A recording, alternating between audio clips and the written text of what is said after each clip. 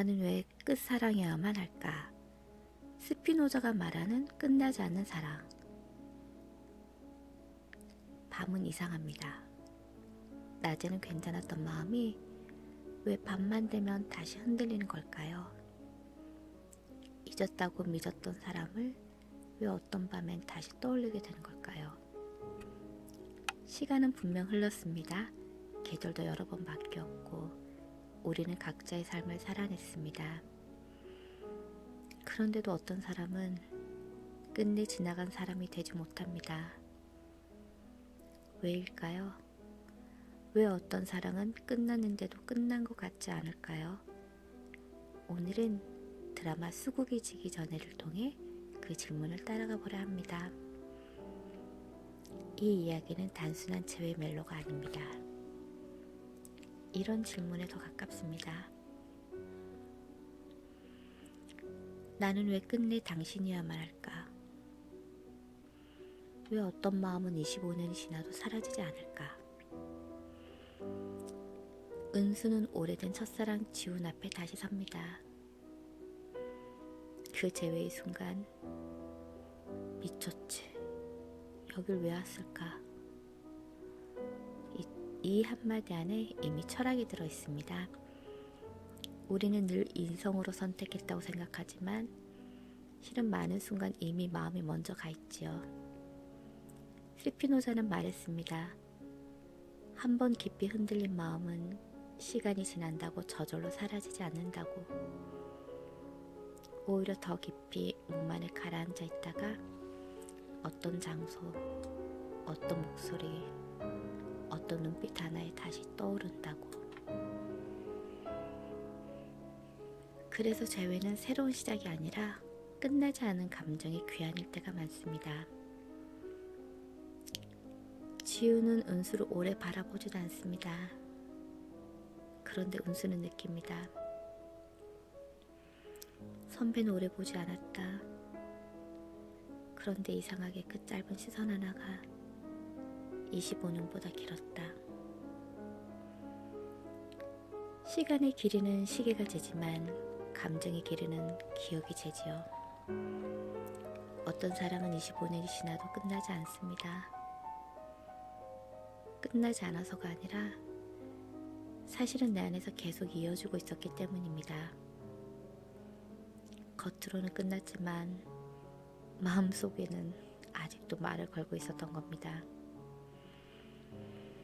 그래서 어떤 재회는 반가움보다 먼저 통증으로 옵니다. 그 사람을 다시 만나면 기쁜 것이 아니라 아픈 이유, 미련 때문이 아닙니다. 그 사람 앞에서 내가 잊고 있던 나까지 함께 돌아오기 때문입니다. 은수는 지훈과 함께 있을 때 이렇게 느낍니다. 이 손을 잡고 있으면 통영의 빚쟁이 박은수가 아니라 다시 22살의 은수가 된 것 같아. 우리는 사랑할 때 누군가를 만나는 동시에 그 사람 앞에서의 나 자신도 다시 만납니다. 사람은 사람을 잊지 못하는 게 아니라 그 사람 앞에서 가능했던 자기 자신을 잊지 못하는 것일지도 모릅니다. 늦게 온 사랑이 더 아픈 이유가 여기에 있습니다. 젊은 날의 사랑은 순간의 열정으로 밀어붙일 수 있지만 나이 든 뒤의 사랑은 내가 살아온 시간 전체를 끌고 오기 때문입니다. 체면, 상처, 실패, 책임, 후회, 그리고 이제는 쉽게 무너질 수 없다는 자존심까지. 늦게 온 사랑은 설렘보다 먼저 질문을 가져옵니다. 이 사람과 다시 시작할 수 있을까? 아니, 나는 다시 흔들려도 괜찮을까? 지우는 은수를 붙잡으려 하고 때로는 너무 거칠게 소유하려 합니다. 이 작품의 진짜 핵심은 바로 여기서 드러납니다. 사랑은 정말 가지는 것일까요? 아니면 그 사람이 가장 자기답게 피어나는 자리를 지켜보는 것일까요? 에리 프롬은 말했습니다. 진짜 사랑은 돌봄, 책임, 존중, 이해라고. 사랑은 내 곁에 붙들어두는 힘이 아니라 그 사람이 자기 자신으로 살아가도록 허락하는 용기와 더 가깝다고. 이 드라마의 중요한 상징은 수국입니다. 지우는 완벽한 온실을 만들어 통영의 수국을 복제하려 합니다. 토양, 기온, 환경도 똑같이 맞추고 말이죠. 여기서 피워. 은수는 단호하게 말합니다. 이것은 수국이 아니에요. 공장에서 찍어놓은 조화예요. 통영 수국은 바닷바람을 맞아야 색이 진해지고 섬마을 할머니를 거친 손길이 닿아야 향기가 나요. 이런 유리 온실에선 향기도 없이 피어있을 뿐이에요. 이 장면은 사랑을 철학으로 읽어도 삶을 철학으로 읽어도 아주 강합니다. 우리는 흔히 사랑하는 사람에게 더 좋은 환경을 주고 싶어 합니다. 더 편한 삶, 더 안전한 공간. 하지만 정말 살아있는 것은 완벽하게 보호된 것이 아니라 자기에게 맞는 바람을 맞으며 끝내 자기 색을 내는 존재일지도 모릅니다. 그래서 운수는 좋은 조건보다 자기 자리를 선택합니다. 나도 수국이랑 똑같아요. 비바람도 맞아야 하고 내 손으로 흙도 파야 살아있는 것 같아. 살아있다는 것은 무엇일까요? 편안한 상태일까요? 안전한 상태일까요? 아니면 비바람을 맞아도 내 발로 서 있는 상태일까요? 이 드라마가 아름다운 이유는 은수가 사랑을 선택하면서도 자기 자신을 버리지 않다는 데 있습니다. 흔들리지만 무너지지 않고 사랑하지만 스스로를 포기하지 않습니다. 그래서 이 이야기는 단지 첫사랑의 복귀가 아니라 자기 자신을 잃지 않는 사랑이 가능한가라는 질문이기도 합니다. 그렇다면 왜 우리는 나를 상처 준 사람에게 다시 끌릴까요?